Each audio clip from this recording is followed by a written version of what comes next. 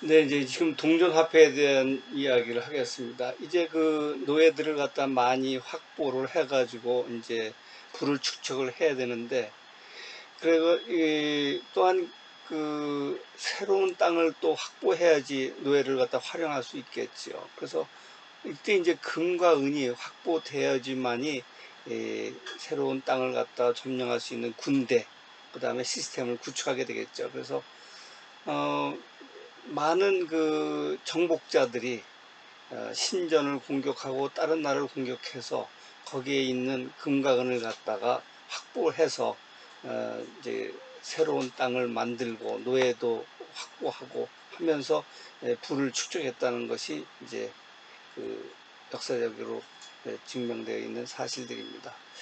요거 이제 그 알렉산더 대왕 이야기를 뭐 간단히 하면은 이 띠르라는 그 레바논 앞에 있는 조그만 섬이 있었는데 이게 신전이 많았는데 이 거기에 접근하기가 어렵다고 합니다. 그런데 거기에 수많은 금과 은이 있다는 이야기 들은 알렉산더 대왕은 이걸 갖다가 땅을 메어 가지고 이 신전을 공격해서 금과 은을 갖다 확보했다는 이야기도 역사적으로 들리는 이야기입니다.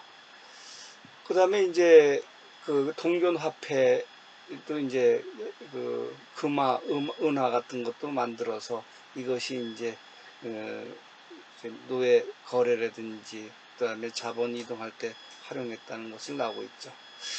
근데 우리나라 이야기도 좀 해보겠습니다. 우리나라는 사실 여러분들이 아시겠지만은 이 역사적으로 보면 참 그 신라 시대 때, 그 다음에 고려 시대 때, 이조 시대 때, 현대 이렇게 보면은 여러분들 판단할 때 어느 시대가 제일 우리 민중, 그다음에 이제 국민들이 편안하고 잘 살고 있는지 여러분들이 한번 판단해 보시죠. 그 대부분이 그 뭐 명품 진품이란 그 프로그램을 통해서 그 지역의 부를 갖다 우리가 역사적인 부를 갖다 판단할 수 있는데, 역사적인 부장품을 볼 때 어느 시기에 잘 살았느냐 이거 보면 역시 그 현대가 제일 잘 사는 이제 시대고, 두 번째가 이제 신라 시대인 것 같아요.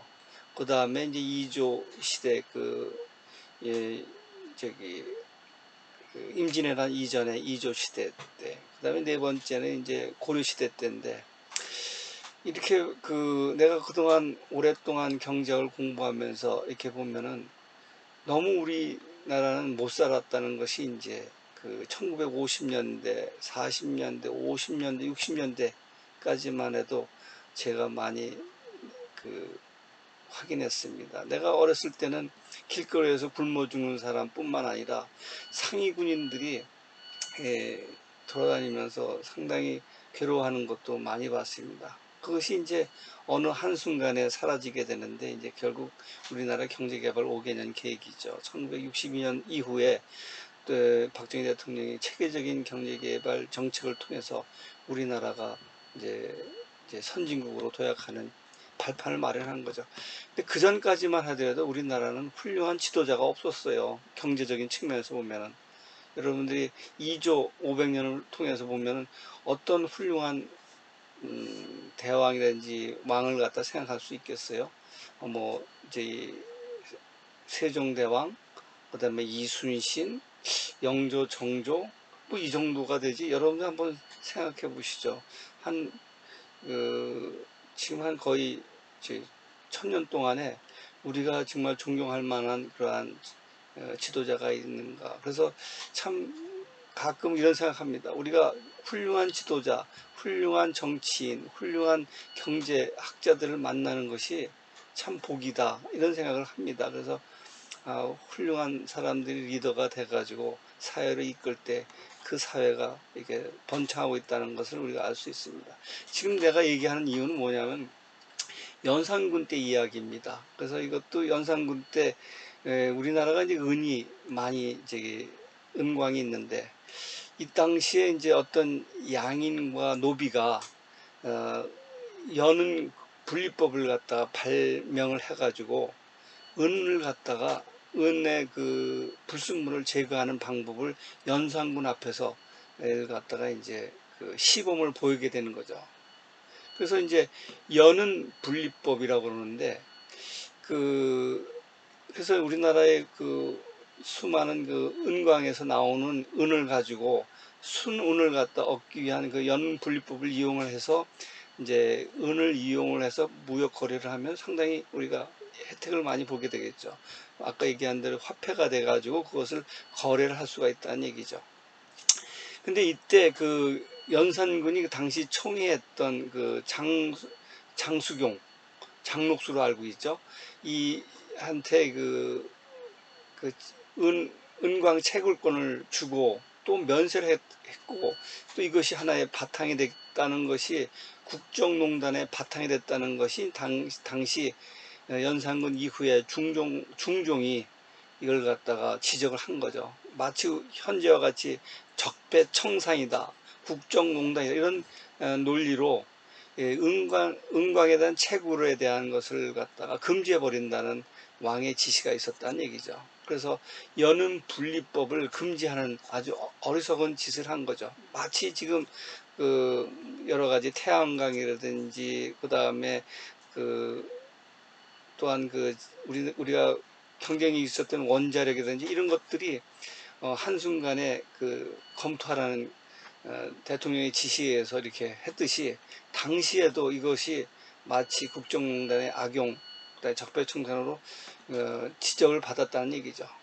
근데 이것이 거기까지 끝났으면 또 괜지 몰라도 그것이 이제 다시 일본으로 이것이 우리나라에 개발한 그러한 연은 분리법이 일본으로 넘어가게 되는 거죠. 그래서 일본의 당시 시마네 현에 있는 이와미 은강에서 엄청난 은이 발견이 되고 이것을 우리나라의 기술을 갖다 활용해서 일본의 은강 산업이 발전하게 된 거죠.